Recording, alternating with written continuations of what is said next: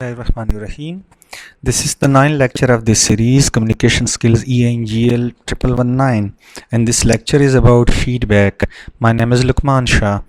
So, introduction to the topic: information about reaction to a product, person's performance of a task, etc., which is used as a basis for improvement. Providing constructive, effective, and assertive feedback. This is the desired action or something from the receiver to the sender. In fact, communication cycle and the communication process is incomplete. In fact, not of any utility without this feedback element. Now, this may be, for example, through informal, formal supervision, or through performance or appraisal processes. And we will also highlight inside that we have gained in previous section to understand the rationale behind feedback strategies. The look at why it can be difficult to provide honest feedback. It is normally not difficult to give positive feedback to people doing well, or in general to give information that people want to listen. Most of us can do this fairly well, but when it comes to the negative feedback or critical feedback, then or the information that people do not want to listen can be much more problematic. However, it is critical that feedback must be honest. So the reasons are many why.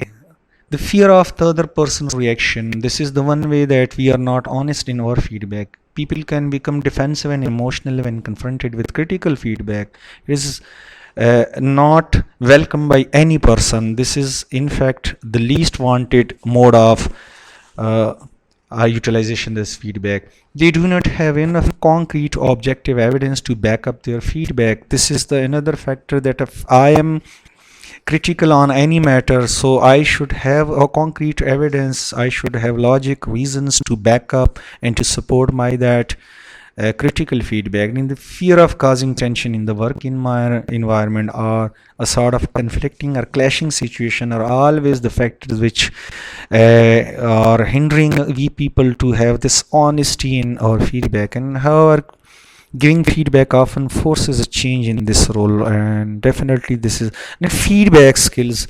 It is important to note, however, that the practice speaker or their audience nothing less than clear, honest, concise feedback.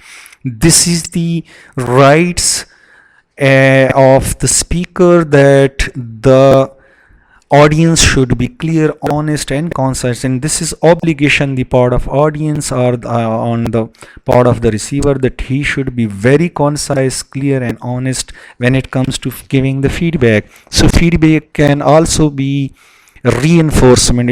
It can be a sort of stimulus, it can be a sort of motivation, and that can enhance and boost up the working or that particular activity. If given properly, feedback is almost always appreciated and motivates people to improve. Honest feedback can also strengthen relations and skill. Both are greatly indebted to this feedback. Now, there are a number of guidelines toward giving feedback effectively. First of all, be specific. Feedback should highlight specific events or examples rather than just general advice. It should also be specific about what the person did. Avoid generalization like words using the never, always, do not, and this. Offer solution. When if you are giving a critical feedback, a negative feedback, highlighting some shaded or gray area of somebody, then you should have proper solution and suggestion. Feedback should suggest ways of resolving any problems. There is little or no point in offering negative feedback where there is no way that a person can improve. Definitely we should be positive in feedback, constructive in feedback, but when there is the dire need of negative feedback, then we should use it effectively. There are a number of guidelines towards giving feedback effectively. Deliver the feedback face to face. Very important, because you will be very clear, and then the receiver or the other person will be very clear in mind. Be sensitive. This is simply a reminder that feedback, even negative feedback, should be delivered in a positive way rather than simply attacking the person.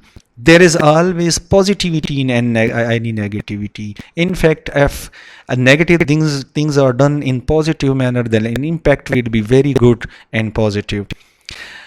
Further guidelines. In fact, Be problem oriented, not people oriented. If feedback is necessary in any matter or in any field, then you should not focus on the person, you should focus on the problem. So problem oriented feedback is always welcome, and feedback should focus on issue, not the person, since the individual usually has little control over personality. It is important that we refer to what a person does rather than to what we think he is.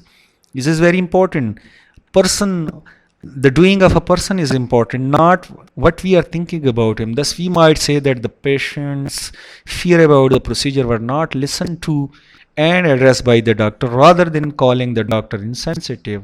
So the doctor may be good, but in one aspect or in one action, if he is ignoring something, so we cannot declare that doctor insensitive as a whole.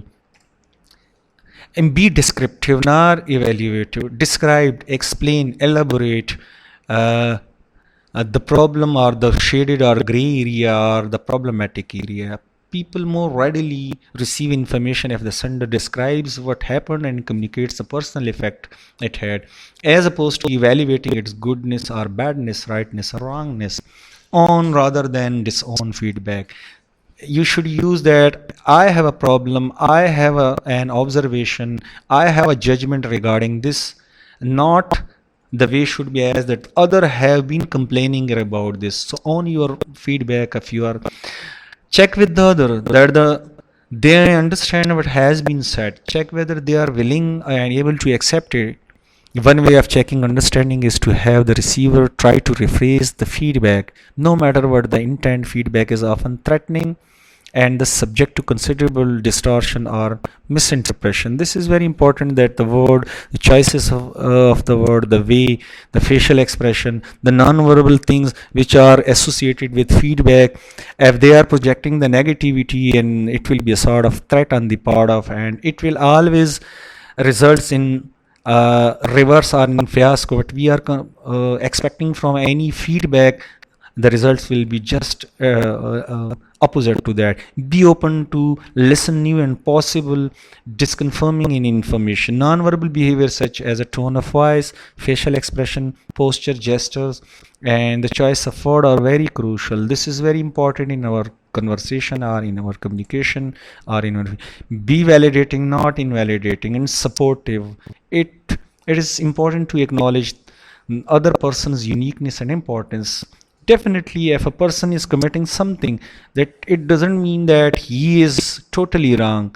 He may be good in 94 and 96% of his or her career or her ways, but we cannot term the 4% deficiency in and we cannot term the person on the basis of 4% that the 96% is also wrong. So not. And then characteristics of effective feedback. Feedback should be regular. Very important is the case in uni when the students are over here. So there is a regular feedback after the mid, after the final, and in between, and things are like that.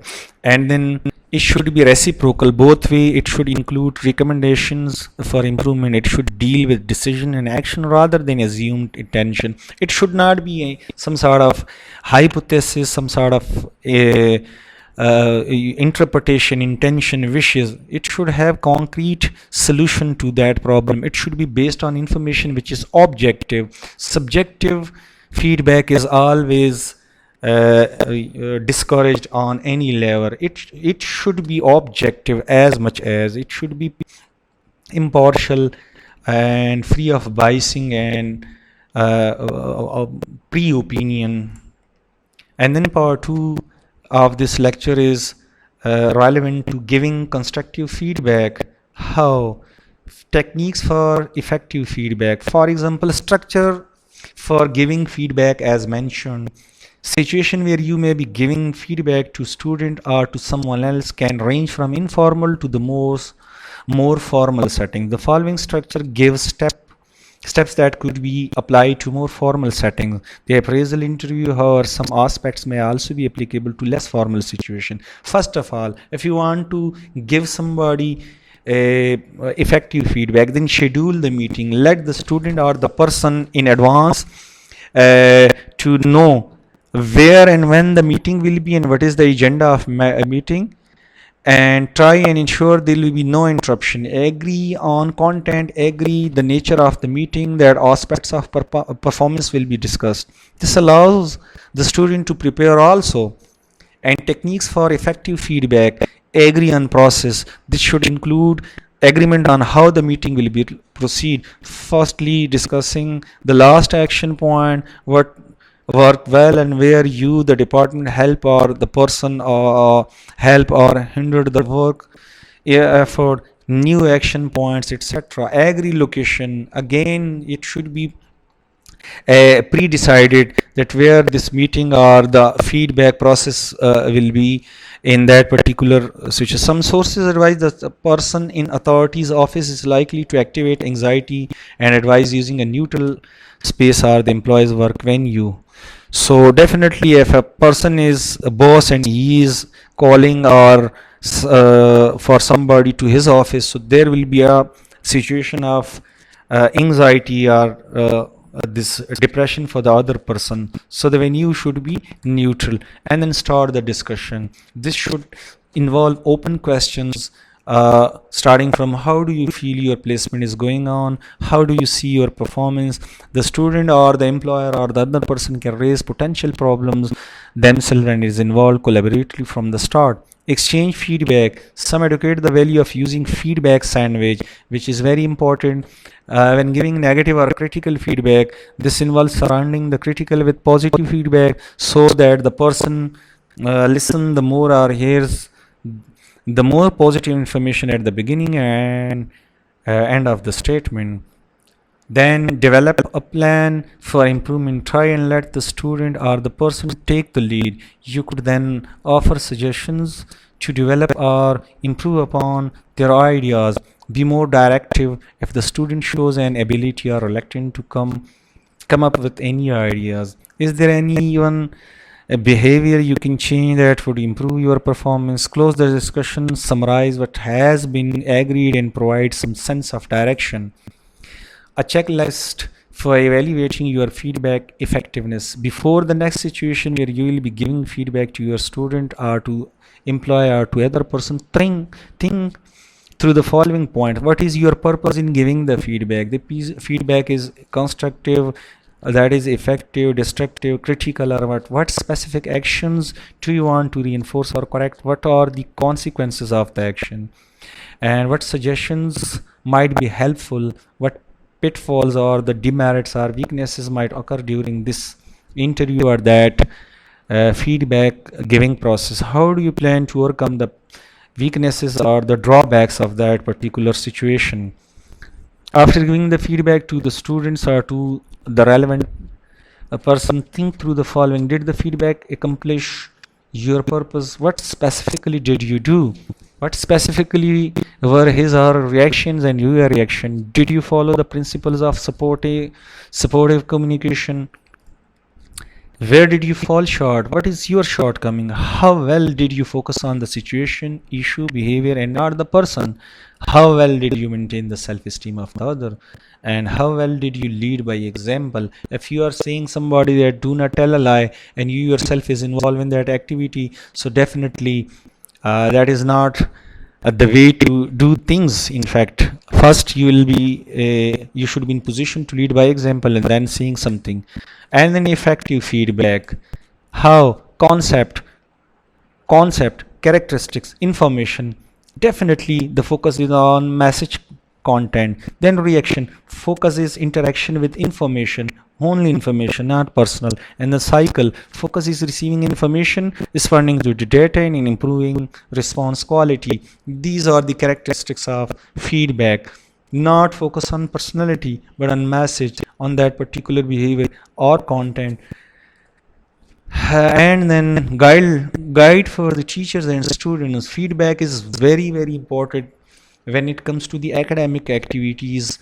There it is also necessary or mandatory for the teacher and also for the students. You focus for learning activity. This is always greatly indebted to the feedback, where this activity of the learning and teaching and developmental guide to achievement. Definitely, when there is feedback, the things will be on the right path or on the right track, and the thing will be in developmental and the upward movement progress. What students have achieved, this is important. The feedback will show you what students might achieve, the future perspective, and what students are ready to achieve, their readiness.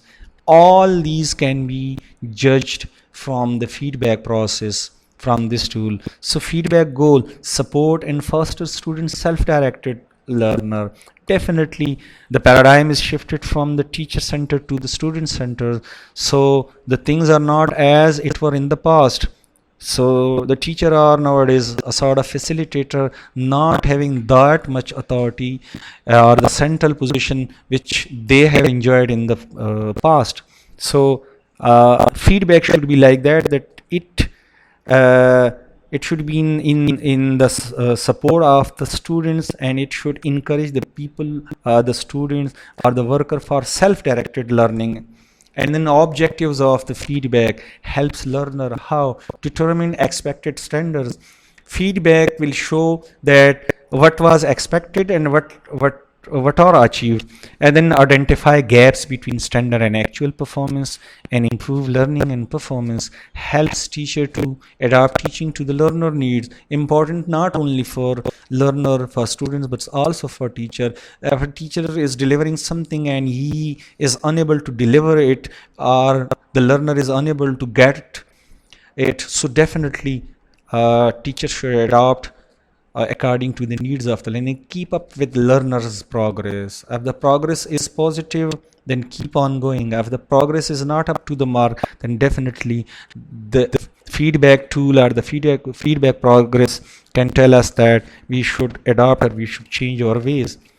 And then look at the needs, what ought to be and what is. Need is what I am or someone else, and what he should be or he is thinking of. This is called need. Where we are and we are considering or thinking of ourselves to be, and what is believed to be real. In fact, this is very important when it comes to personal perception, what we are thinking about ourselves, and then personal standards, what we have in actual.